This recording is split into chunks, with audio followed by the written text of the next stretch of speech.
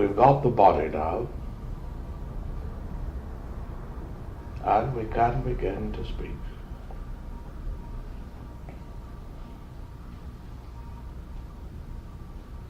Many of you who are familiar with this work, specifically that of this very medium, might have noted that oft when I do begin to address, I'll often begin with the statement, we've got the body now. Why should this be? I tell you that in words are conveyed thought forms. The very phrase, we've got the body, connotates various things at once. It connotates a multiplicity of control, thus the term we in the plural, indicating it isn't one, but various at work here. I oft will clarify it thereafter by designating mine own self as the spokesman for said activity. And to further add, we've got the body, of course implies control, doesn't it? The shift in energy field and intonation of voice and diction generally being obvious, thus further illustrates that he who was empowered to work with his body, the rightful tenant, if you will, hath been displaced, voluntarily of course, that we might make use of it, as one might speak to you through a window. And further than this, it implies a different consciousness, if you will, than that which previously maintained.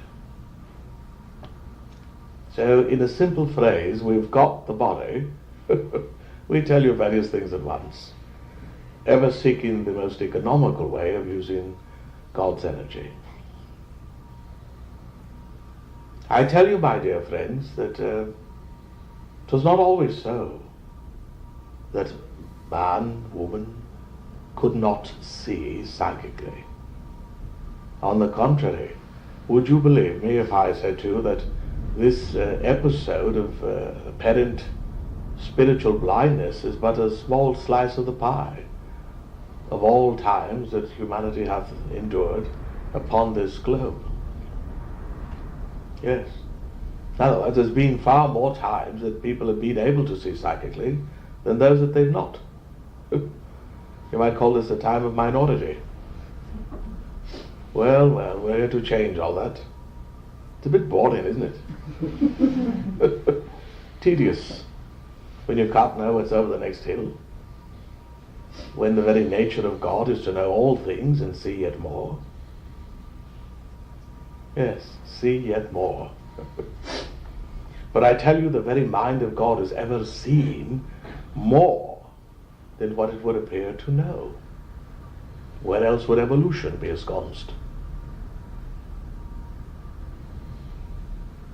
If all you saw was all you knew, well, you'd stay right there, wouldn't you? Suspended in eternity, forever. No. I tell you, it is the very nature of life itself, of God, if you will. But that which you might call God, the being, the entity, that you might call God, is ever seen more. Who thus feeds that God? From whence doth it come? If God is all, and all in all, then how could God ever be seen more? From where is its manufacture? Who sends it to God? Who's God's teacher? I say to you, as it has been said before, that the universe hath no end in majesty. That what you call God, and thus your greatest concept of that being, hath gods beyond that one, and gods beyond those, and gods beyond that, and that we call eternity, infinity, Oh, I know, the concept warps the brain. As well it should. Oh, you're not catching it at all, I say. No, let your brains be warped, my dears. I say you're all due for a change. And thus you're being summoned. That's why you're here. A day like today, apparently like any other, is not at all. Never. Can't be. This is a day wherein certain cosmic forces are converging in the ethers freely, but their wonderful, could we call it, alchemy is really what causes and produces the magical atmosphere wherein quantum leaps can be gained and attained. So make the most of it, my friends, make the most of it. But do know this, that the true nature of the soul is to be a sighted one. That is it. The temporary illusion of not seeing is only that. And furthermore, it's abnormal. So one needs to try to get back to normal, which is sight. The knowing, the seeing, the pre-seeing, and the ability to, shall I say, see with what you would call the eye of the mind versus the eyes of the physical body, which are but organs of earthly perception. God knows they work beautifully, don't they, in those cases? But as I've oft said, they but are there to keep you from bumping into walls, running others off the road whilst you're in your automobiles. In other words, come to know the domain of your physical sight and its limitedness. And come to see that the vast majority of what you see, in truth, you see with the mind and not with the eyes. When one speaks and you say, oh, I see, what do you see? All you see is a bean in front of you, moving their mouth. And you are audibly hearing things in your eardrums, and you say, I see. Do you really? Yeah, indeed, you see. But you're not seeing with physical sight. Or else you would only see as a puppet. No, you're seeing the grandeur of consciousness that's being conveyed to you. And your consciousness is resonated in turn. And that's what we call sight. Sight is the perception of what is. Yes. The odd thing about it is this, that even what you call hearing, even that, in some ways, blends right into the field of sight. Yes. You hear a sound that you would define mentally as a barking of a dog, and really what happens in your mind is a picture forms. Yeah. So you see, you're much more sighted than you might think, and sight is ever operative. Whether you are so-called awake or so-called asleep, you are constantly, I say constantly, in a state and condition of sight. Oh, won't you accept it? Accept it for yourselves, my dear friends, that there's naught that you cannot see. Nothing. You can see it all, yes. Do you know that it is a decision? That your hand is on the rheostat? And that I suggest you turn it upward? All the way. Bright in your room and bright in your day. Yes, it's within your grasp, my dear, certainly. Certainly within your grasp.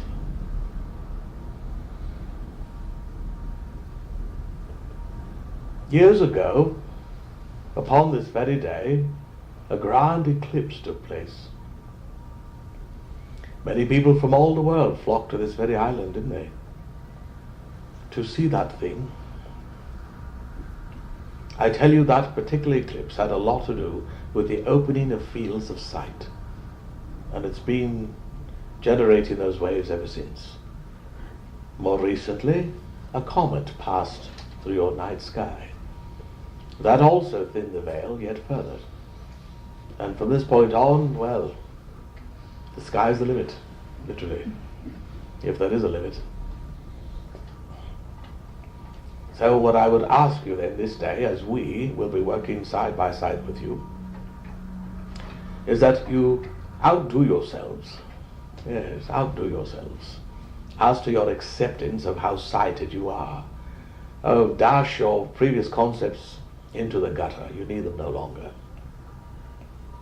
From this point on, accept your clairvoyance, won't you? It's your natural state of being. I would argue all day on that principle, that it isn't something that you have to really develop as much as become aware of and accept. And do you know that if you took the time and effort to affirm to yourself, I am a clairvoyant being, my sight is second to none, when I see with the eyes of the soul, I glow as bright as the sun, again and again and again, do you know what that will do for you? Oh, my dears, there can be much power in words, I say, but especially in the thought pictures that words can convey, and thus the affirmation, the mantra, if you like. To be well with your trouble, I say, to chant it, and each time you do, you would be a degree closer to the fullness of your clairvoyance in full expression. What you've not been told, my dear, dear friends, is that this is completely within your domain, that the choice has always been there for you. You've simply not known that you had it to make. You did not know it. You were not taught this in your schooling. No, not anywhere in academia were you taught anything about clairvoyance, were you? College, university notwithstanding. They don't teach it. What an odd state of affairs. The very thing you need the most, you don't hear a word about. Your sight. Sighted ye are, and sighted ye shall ever be. That is the nature of your soul. Indeed, your souls themselves are the results of God's sight. God saw you in creation, and thus you were created, if you will. You are the children of sight, and in turn have caused many, many, many, many, many, many, many, many things to be born out of what you have seen and foreseen. Can't you see? The river of sight is ever flowing. You are as particles in it, as its molecules, in its very body. See, see, see how sighted you are. Accept it, my dears, please. You'll note I implore you. I dare say I would beg you if I thought it would do much good. Why? Because the more you can see, the easier my job will be. I've got a picnic or two I should like to attend in Krishna's garden. But not until I see that my friends and comrades on the earth plane are more sighted than when I first encountered them. I tarry lovingly, believe me, as do you, amidst those that you serve and minister unto. We are all of us in the lovely act of sublime surrender, to sacrifice unto love, which in some ways is no sacrifice at all, but the nature of the very thing. So come to know, my dear friends, that even though it might have appeared that I chose to come and speak through the medium, what is really occurring as your sight widens and opens is that yet a greater being than I chose to use me as a puppet, I in turn using the medium as one, to impress upon you the presence of sight itself right here and now. Partake.